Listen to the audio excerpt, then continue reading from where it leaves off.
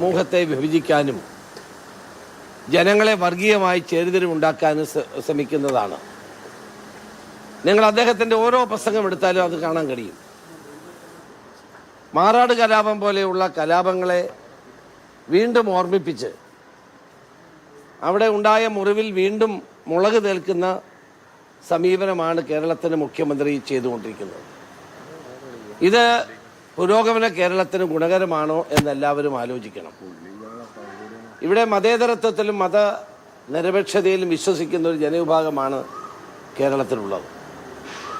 ആ മതേതരത്വത്തെ ദുർബലപ്പെടുത്തുന്ന നിലയിൽ മുഖ്യമന്ത്രിയും മുഖ്യമന്ത്രിയോടൊപ്പം ചേർന്ന് നിൽക്കുന്ന മന്ത്രിമാരും പ്രവർത്തിച്ചുകൊണ്ടിരിക്കുകയാണ്. മുഖ്യമന്ത്രിയുടെ വാക്കുകളെ തുടർന്നാണ് ഇന്നലെ സജി ചെറിയാൻ വളരെ ആപൽക്കരമായ അപകടകരമായ ഒരു പ്രസംഗം ആലപ്പുഴയിൽ നടത്തിയത്. അത് കാസർകോട്ടെയും മലപ്പുറത്തെയും തെരഞ്ഞെടുക്കപ്പെട്ട മെമ്പർമാരുടെ എണ്ണം പറഞ്ഞുകൊണ്ട് നടത്തിയ പ്രസംഗം എനിക്കത് ആവർത്തിക്കാൻ പോലും കഴിയില്ല. എത്ര അപകടകരമായ ഒരു പ്രസംഗമാണ്. അപ്പോൾ ഈ തെരഞ്ഞെടുപ്പിൽ, വരാൻ പോകുന്ന തെരഞ്ഞെടുപ്പുകളിൽ CPM-ന്റെ ഒരു അജണ്ടയാണ് വർഗീയ ധ്രുവീകരണം, വർഗീയത ആളിക്കത്തിക്കുക. അതാണ് മുഖ്യമന്ത്രിയുടെ പ്രസംഗങ്ങളിൽ കാണുന്നത്. അതാണ് അതേ തുടർന്ന് സജി ചെറിയാൻ നടത്തിയ പ്രസംഗം. ഇന്ന് സജി ചെറിയാൻ തിരുത്തി പറയാൻ ശ്രമിച്ചപ്പോഴും നേരത്തെ പറഞ്ഞത് തന്നെയാണ് വീണ്ടും പറഞ്ഞത്. അത് CPM-ന്റെ ഒരു അജണ്ടയാണ്.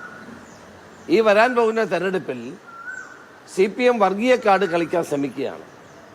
വിവിധ സമൂഹങ്ങളെയും മതങ്ങളെയും മതവിശ്വാസികളെയും ഒന്നിപ്പിച്ചു കൊണ്ടുപോകേണ്ട ഈ കേരളത്തിൽ ഇന്ന് പൂർണ്ണമായും മതപരമായി ഭിന്നിപ്പിക്കുക, വർഗീയമായി ചേരിതിരിവുണ്ടാക്കുക എന്നുള്ളതാണ് CPM-ന്റെ അജണ്ട.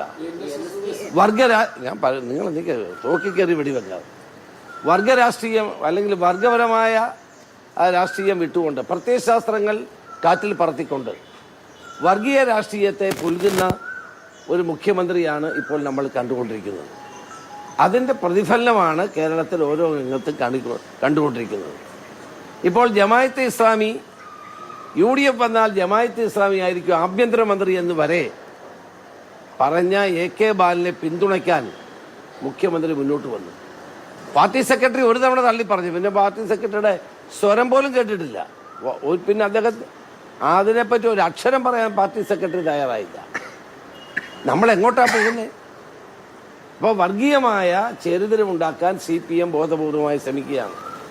അതിനെതിരെ നമ്മളെല്ലാവരും ജാഗരൂകരായിരിക്കണം. അതാണ് എനിക്ക് ഈ കാര്യത്തിൽ പറയാനുള്ളത്.